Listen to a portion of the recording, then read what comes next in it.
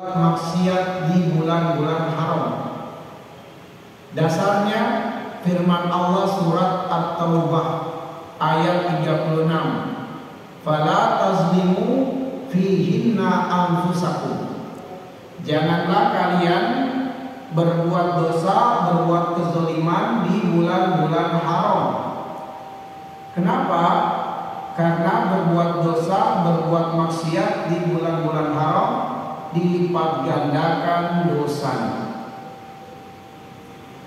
Bulan Muharram merupakan salah satu dari bulan haram. Inilah alasan yang kedua. Lalu alasan yang ketiga, karena bulan Muharram itu sebenarnya adalah bulan lembaran baru kehidupan bagi kaum muslimin.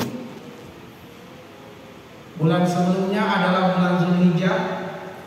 Bulan Zulhijjah itu dikenal sebagai bulan pengguguran dosa. Karena kaum muslimin yang berkesempatan haji di bulan itu, setelah menyelesaikan rangkaian ibadah haji, mereka bagaikan bayi yang baru lahir, bersih dari dosa.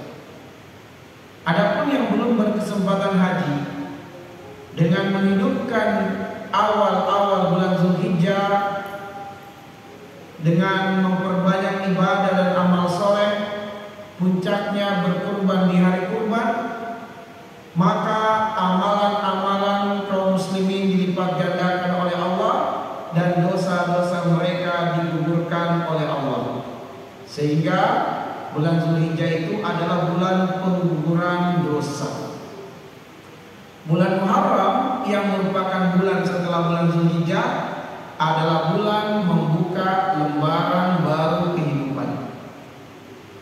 Dan alasan yang keempat, karena bulan Muharram itu merupakan bulan yang spiritnya, ruhnya, semangatnya adalah hijrah. Kalau kita buka kitab Sirah Nabawi, kita dapati Nabi dan para sahabatnya mulai berhijrah di bulan Safar, bukan di bulan Muharram. Namun kata Khalifah Umar bin Khattab bahwa komitmen Nabi untuk berhijrah, azam, tekad yang kuat Nabi untuk berhijrah telah beliau umumkan, telah beliau sampaikan kepada para sahabatnya di bulan Muharram. Karena itulah kata beliau, bulan Muharram itu spirit hijrah, nafasnya hijrah, semangatnya hijrah. Itulah bulan Muharram. Nah, ma'asyiral muslimin wal muslimat azanillahu wa iyyakum, berkaitan dengan alasan yang keempat bahwa bulan Muharram itu sebagai bulan yang spiritnya, semangatnya adalah hijrah, kami mengajak untuk merenungi, menyelami satu ayat di dalam surat Al-Baqarah ayat 218. Bunyi ayatnya, innal ladzina amanu wal ladzina hajaru wa jahadu fi sabilillah ulaika yarjuna rahmatallah wallahu ghafurur rahim. Artinya, innal ladzina amanu, sungguh orang-orang yang beriman, wal ladzina hajaru, dan orang-orang yang berhijrah, wajahadu fi sabilillah, dan mereka berjihad di jalan Allah. Ulaika, mereka itulah yarjuna, mengharapkan rahmat Allah, rahmatnya Allah. Wallahu ghafurur rahim, dan Allah Maha Pengampun lagi Maha Penyayang. Mari kita garis bawahi penggalan ayat ulaika yarjuna rahmat Allah. Mereka itulah yang mengharapkan rahmat Allah. Apa yang dimaksud dengan rahmat Allah? Rahmat Allah merupakan inti dalam permohonan doa kita kepada Allah. Doa yang diabadikan di surat Al-Baqarah ayat 201. Doa yang dikenal oleh masyarakat kita sebagai doa sapu jagat. Rabbana atina fid dunya hasanah wa fil akhirati hasanah wa qina adzabannar. Inti dalam permohonan doa ini adalah kita memohon rahmat Allah. Berarti rahmat Allah itu ada dua. Ada rahmat Allah di dunia dan ada rahmat Allah di akhirat. Apa itu rahmat Allah di dunia? Segala kenikmatan, segala kesenangan yang Allah karuniakan kepada hambanya, yang dengan nikmat itu, yang dengan kesenangan itu, sang hamba semakin dekat kepada Allah. Itulah yang disebut dengan rahmat Allah di dunia. Segala kenikmatan, segala kesenangan yang Allah anugerahkan, yang Allah berikan kepada seorang hamba, yang dengan nikmat itu sang hamba semakin dekat dengan Allah. Kalau ada kenikmatan, kalau ada kesenangan, tidak membuat seorang hamba dekat dengan Allah, itu bukan rahmat Allah, tapi disebut dengan istidraj.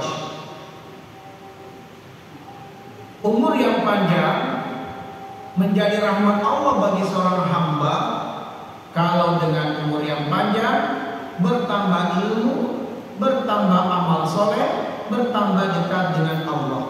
Maka umur yang panjang rahmat Allah bagi seorang hamba.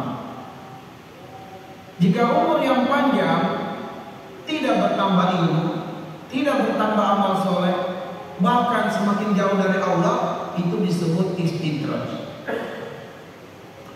Maka tidak semua kesenangan yang didapatkan oleh manusia di dunia ini lantas bermakna rahmat Allah, enggak semua. Kata kuncinya, jika nikmat dan kesenangan membuat seorang hamba dekat dengan Allah, itulah rahmat Allah. Harta, kapan terkategori harta itu rahmat Allah? Kalau dengan harta seorang hamba semakin dekat dengan Allah. Jika banyaknya harta, seorang hamba justru sombong, jauh dari Allah, itu namanya istidraj. Kesehatan, kapankah terkategori rahmat Allah? Kalau dengan sehat, seorang hamba semakin dekat dengan Allah. Jika dengan sehat dia jauh dari Allah, itu disebut istidraj. Kendaraan, fasilitas dunia, semua bisa terkategori rahmat Allah kalau menjadi wasilah dekat dengan Allah, dan menjadi istidraj kalau semakin jauh dari Allah. Di dalam surah Al-An'am ayat 44 Allah mengatakan, "Falamma nasu ma dzukiru bihi fatahna 'alaihim abwaaba kulli syai' hatta idza farihu bima utu akhadnahum baghtatan fa idza hum mublisun."